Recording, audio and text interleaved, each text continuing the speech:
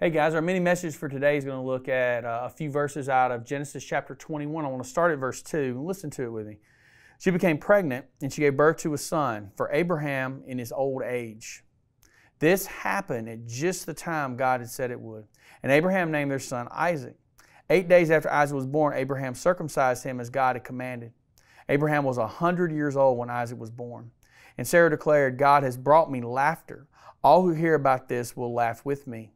Who would have said to Abraham that Sarah would nurse a baby? Yet I have given Abraham a son in his old age." Now, a couple of things happening here. And the first one I want to deal with deals more with Abraham. He took Isaac and he circumcised him on the 8th day after his birth, according to exactly what God had told him when he was given the sign of the covenant a few chapters back. Now that's interesting and very good because it's showing obedience in Abraham, that he's grabbing on to what God has said and he's taking this covenant and his part of it seriously. Because up until that point, he hadn't really had anything he had to do. He had just been kind of following God, okay? And yeah, he got up and he left and he went to this land. But in that relationship outside of that, this promise and this covenant, God was just kind of saying it was going to happen. This is what's going to take place. Then he's given the sign and he's following through with obedience, and it's timely obedience.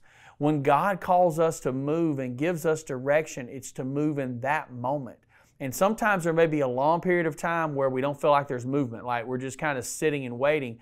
But then when that moment happens to obey, it's time to go, it's time to move, it's time to do. And so when the moment took place, Abraham was obedient. When God brings us that moment, be obedient. And then the second part deals more with Sarah herself after the child is born. And Sarah says there, "God has brought me laughter." Now Isaac's name meant laughter. And this actually goes back to something that Christ had told Abraham when he met with him right before the destruction of Sodom and Gomorrah. The two angels were there. Sarah laughed to herself about the promise and what the Lord was saying, what Christ was saying, that the next time that he visited them, there would be a child. And she's laughing. And so she was kind of almost mocking God, doubting God a little bit in this.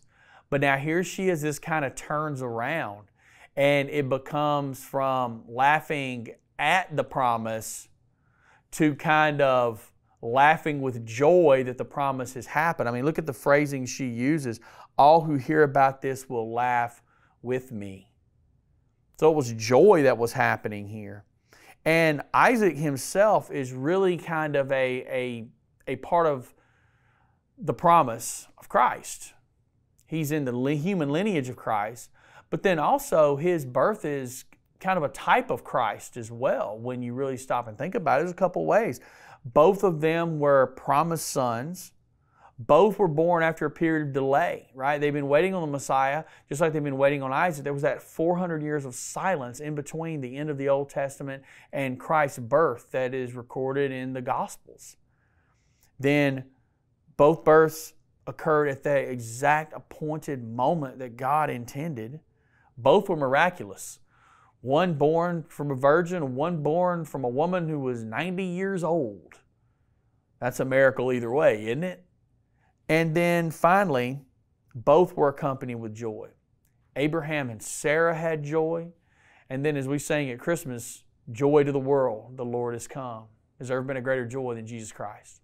So I hope you guys have a great day, and we'll see you again soon for another mini message.